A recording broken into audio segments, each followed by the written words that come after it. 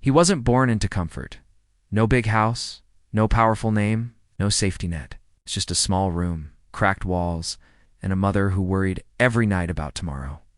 People didn't see potential when they looked at him. They saw poverty. They saw limits. They saw someone easy to ignore. School. He sat in the back not because he wanted to, but because that's where people like him were expected to sit. When teachers talked about dreams, his classmates spoke about becoming doctors, engineers, CEOs. He stayed quiet. Not because he had no dreams, but because his dreams felt too big to say out loud. After school, life didn't slow down.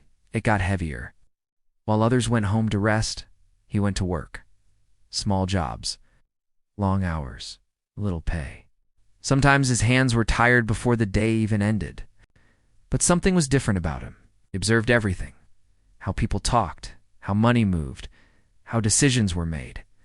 At night when the world slept, his learning began.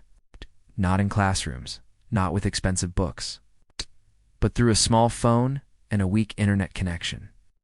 While others used their phones to escape reality, he used his to change it.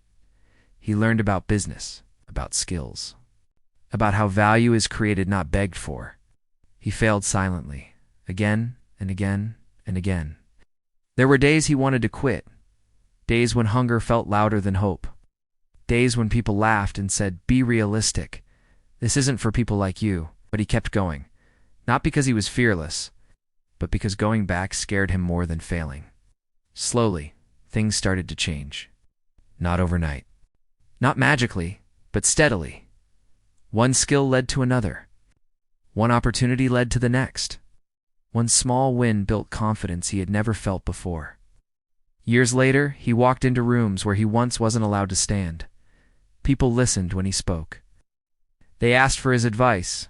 They respected his decisions. The same people who once ignored him now asked the question everyone asks, too late. How did you do it? He didn't talk about luck. He didn't talk about talent. He simply said, "I stopped waiting for someone to save me and started building myself."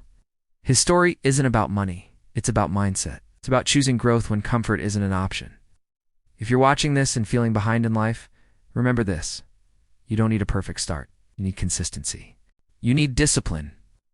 And you need to believe that your current situation is not your final destination, because the world doesn't reward where you come from. It rewards who you become.